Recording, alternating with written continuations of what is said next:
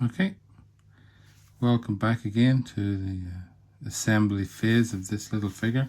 I'm going to start off with the horse, which is these Historex kits are pretty much all the same in that regard. You get two horse body halves.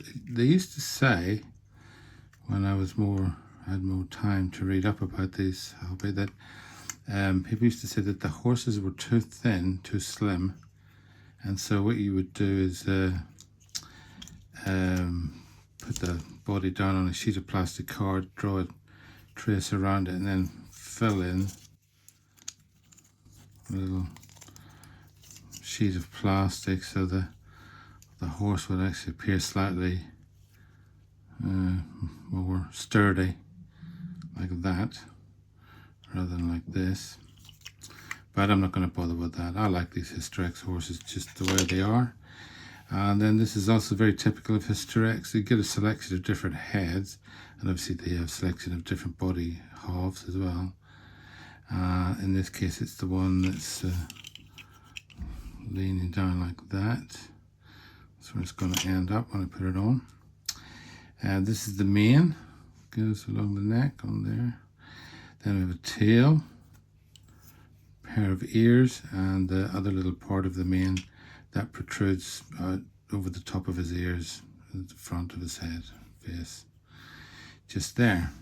The tools I'm going to use for this job are craft knife. Doesn't have to be sharp or anything particularly. It's just for removing flash and for scraping away seam lines.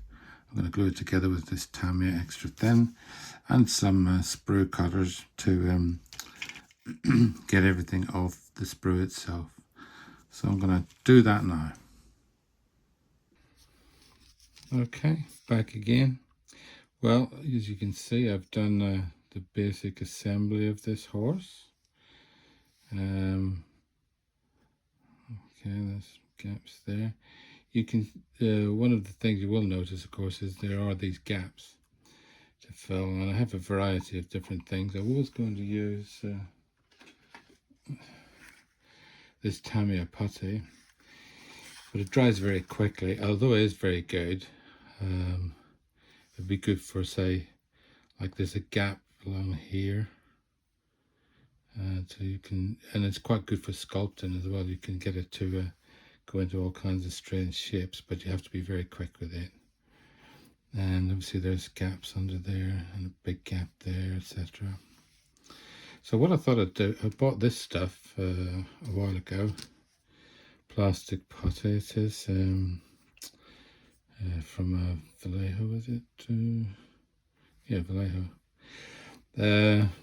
Water-based marble dust, dries to a hard surface. I haven't tried this, I haven't used this before on anything, so I'm going to try and use that to fill in all these gaps, and we'll see how that goes. Okay, so that's just to let you know what I'm doing next. I can see you in a minute. To the horse, I filled in all the gaps. I haven't sanded it or cleaned it up yet, but I was quite surprised actually how good it was. Just filled that in quite nicely. Make sure everything's in focus. That's a little bit more to do there perhaps. I'm going to have to wait to see how it dries. Does it shrink or what? So I'm going to pause there for a while, and I'll come back to it when I get another option, another opportunity. Okay, so that's our horse assembled and with our first bit of a filler put on. Okay, here's our little horse. I've applied the filler to him and I've sanded it down. I'm not 100% convinced about it. I think I was more, I thought it looked better when I was putting it on. I put it on, by the way, with a brush, and it's also water soluble, so you can mess around with it. After I put it on, and sanded it and stuff. I watched a few videos on YouTube of other people doing it, and they do it a different way. They basically would do like put some of it on there, say, then wipe it off with their thumb. Maybe a way to do it. Anyway, I've done it that way now. I think it's okay, although there's bits like here where it doesn't look so good on the camera, but when I look at it, even through the, I've got a magnifier thing, it seems to be okay. So what I'm going to do, I'm going to spray it with airbrush and see what it looks like then when it's all sprayed. I'll choose a dark brown color for it. So next view will be this little horse's brown horse. Okay, see you in a minute. Well, here's the little Historex horse. I've stuck it on a base and I've sprayed it brown over that plastic putty, this one that I used. I wasn't entirely satisfied with the results, so I've just added a bit more in a few places, and I've sanded it another bit, or filed it actually. I used a little file. Put it away now, I can't show you. Anyway, that's what it's like at the moment, so I'm going to give it another spray once this filler dries, and then we'll see how we go from there, see how that looks. I think it looks pretty good now though, at least it's getting there. Okay, I'll see you in a minute. Okay, back again. Here's our little horse. I've done some tidying up around there and here, around his tail and so on. I've used this color, leather brown, Vallejo model color. Alright, I think it looks pretty much how I wanted to. I prepared the airbrush with that leather brown, and I've thinned it with about maybe 50% thinner. And I'll just let you see how easy that goes on.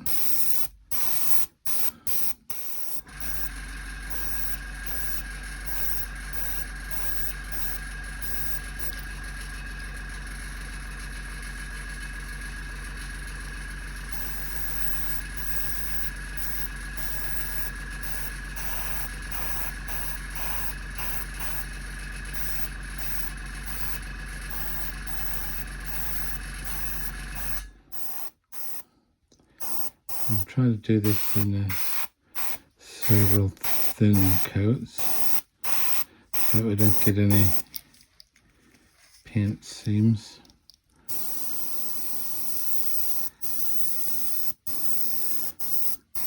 Also any little places where I've accidentally rubbed off the paint.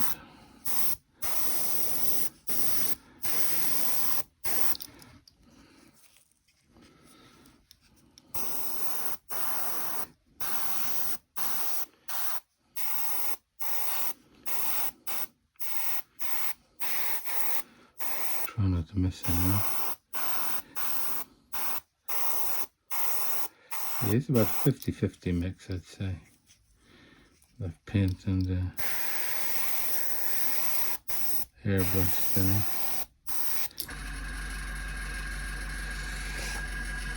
That's the airbrush thinner.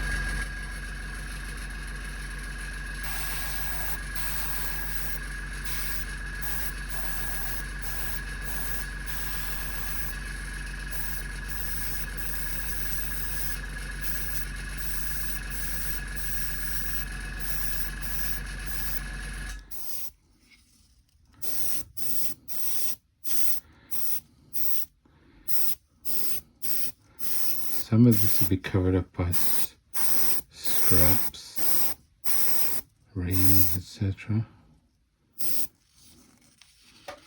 Okay.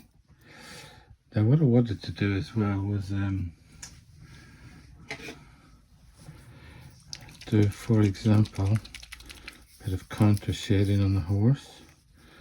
So I'm going to just drop, let's just see, I dropped a couple of drops of this black, Vallejo Black Model Air into the airbrush, and if I cover up the nozzle,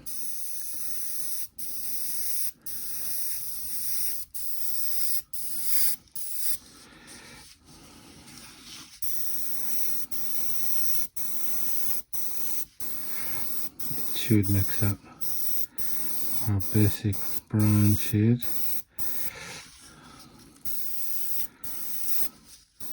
Horses, like many other animals you may know, have this counter shading where they're dark on the top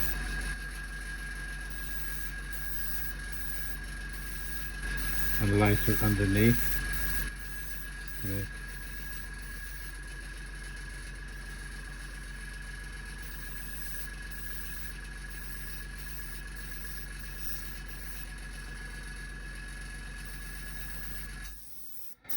Make it a bit harder for predators to see them. Okay, so that should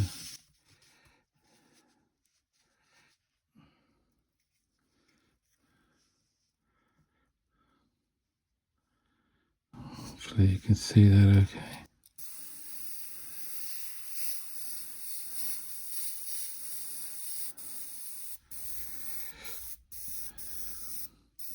I was hoping the bit at the back would dry just a bit quicker.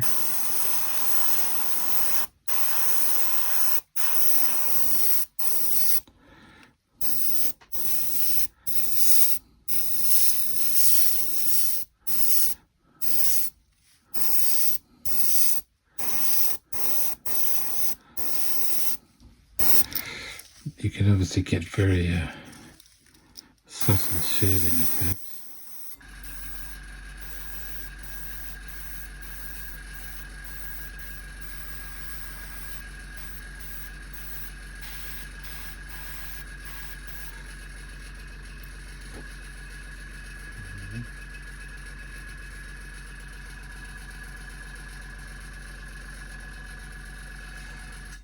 And I'm going to put a bit of this in it as well now to lighten it again and do near the bottom of the figure.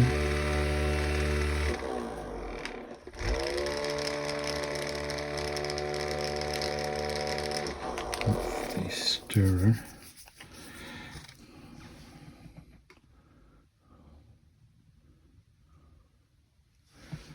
Alright, that's that. Don't need probably any more thinner because it's just the Model Air mixture into the same.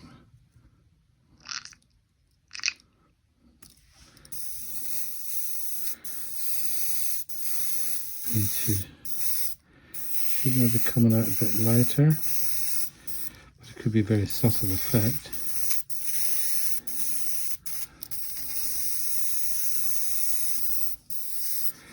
Let's put a drop of pardon me, horse, thinner into it.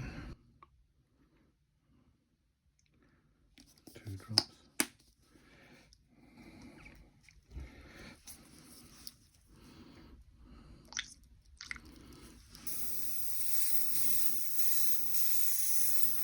It's definitely a slightly lighter shade. And let's pick our horse up. And this time, to work from underneath.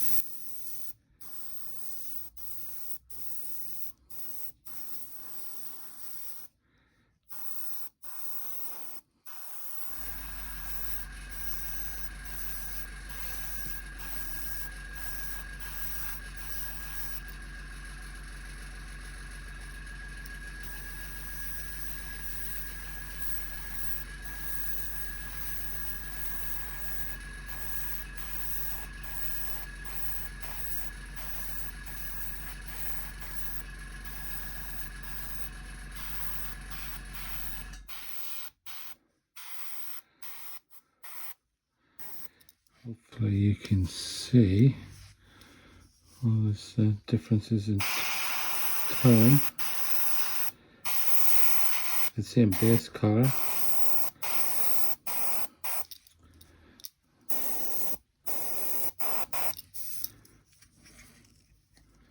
Obviously you can do this with all kinds of different basic colors.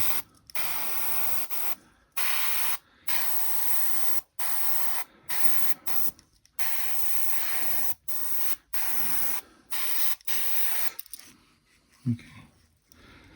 Right, well, I think we'll let that dry and then come back and have a look at that later.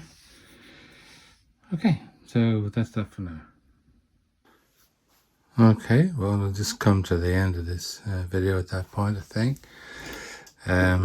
Moving the lights around as usual. This is the little horse, sort of finished for now, but a scratch there, I just did that.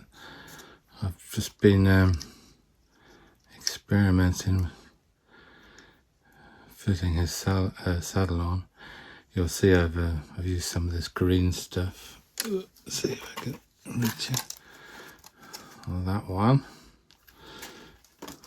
instead of the plastic putty, because I do find that does seem to shrink a lot, and also it I wanted to do like sculpt this more flat. I don't know if you can really see it there, but anyway, I've got a little bit of tidying up to do on that, but it looks okay. So that's next. I've also been doing that roll that goes at the front of his saddle. That's that. And I was thinking this time, as a kind of experiment, to use this cord to create the reins and any straps and belts, etc., that are on the horse itself. And yeah, that's going to be the next part of it. So anyway, this video was about the assembly and sort of first stage of getting this Historex horse ready. And the next thing will be to finish it off with those bits that I just mentioned. Okay, hope you enjoyed it, and don't forget to like and subscribe. See you next time. Bye.